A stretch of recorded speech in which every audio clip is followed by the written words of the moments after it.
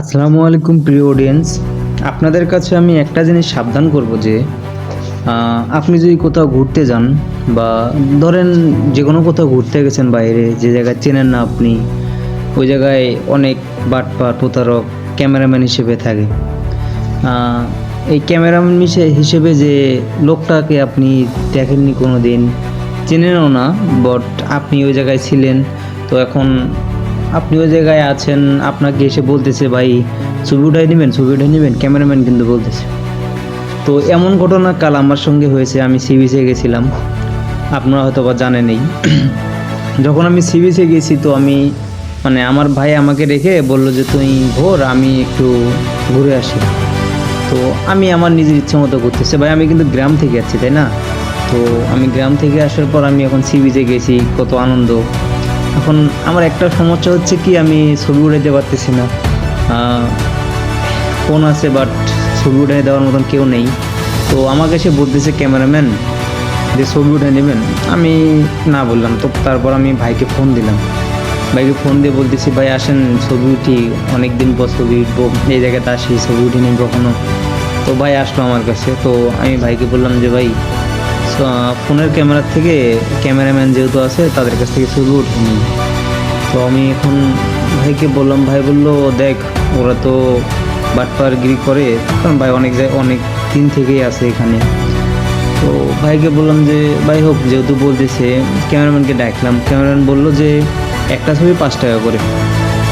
তো আমি ভাইকে বললাম তো ভালোই তো, তাহলে একটা ছবি 5 টাকা করে নেবে, অনেক ছবি সুন্দর আসবে। তো ভাই ভাই ভালোভাবে কথা বলে নিল যে আমাদের যে কটা ছবি পছন্দ হবে আমরা ঠিক সেই কটা ছবি নিব।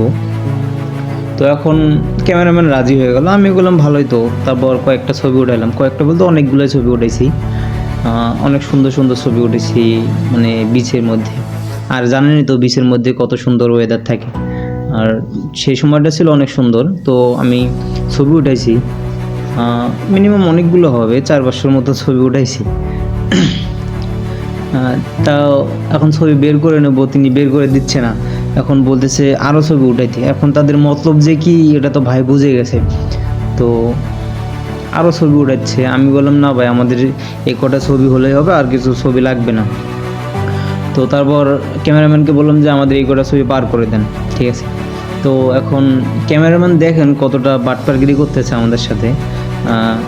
তো ক্যামেরাম্যান বলতেছে ভাই এই কটা ছবি বাইর করে নেবেন। আমি বলতেছি ভাই এই কটা ছবি, মানে অনেকগুলো তো ছবি উঠেছি। তো দেখলাম মোটামুটি একটা একটা পোজ দিয়েছি, মনে করেন এক পোজে 10-12টা করে পিকচার উঠাইছে সে। তো আমাদের পছন্দ মতো তো আমরা একটাই নেবো, এটাই তো কথা। তো আমি এখন ছবি বেছে বেছে এরকম 150-200টার মতন হবে। তো আমি এখন ছবি যাচ্ছি, তারা এখন আটকাইতেছে আমাদের, যে হলো একটা ছবি 100 টাকা করে দিতে হবে।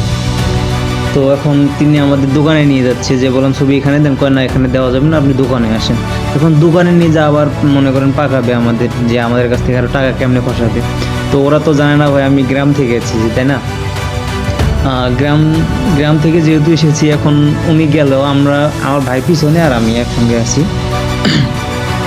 তো উনি একটা ছবি 100 টাকা করে যাচ্ছে, দেখেন কতটা বাটপারগিরি করতেছে। মানে একটা ছবি যে জায়গায় 5 টাকা করে নেওয়া কথা ছিল, সেই জায়গায় একটা ছবি 100 টাকা করে যাচ্ছে। তো এখন কি করার, এখন আমি ভাইকে বললাম যে তোমরা যাও, আমি তোমাকে ফোন দেবো। তো ভাই গেল, তো আমি এখন ক্যামেরাম্যানকে ভেলকি কাটাইলাম, কারণ গ্রাম থেকে যাচ্ছি ভাই, চালাক চতুর তো আছি আমরা। ক্যামেরাম্যানকে ভেলকি কাটে আমি আবার পিছন ব্যাক করে অন্যভাবে চলে গেলাম। তাহলে এটাই বললাম, একটা কথা সাবধান করে আপনাদের, যে কোথাও যান, যদি ছবি ওঠার দরকার হয় একাই ওঠাবেন, পারলে কাউকে সঙ্গে নিয়ে যাবেন, এটা ভালো হবে।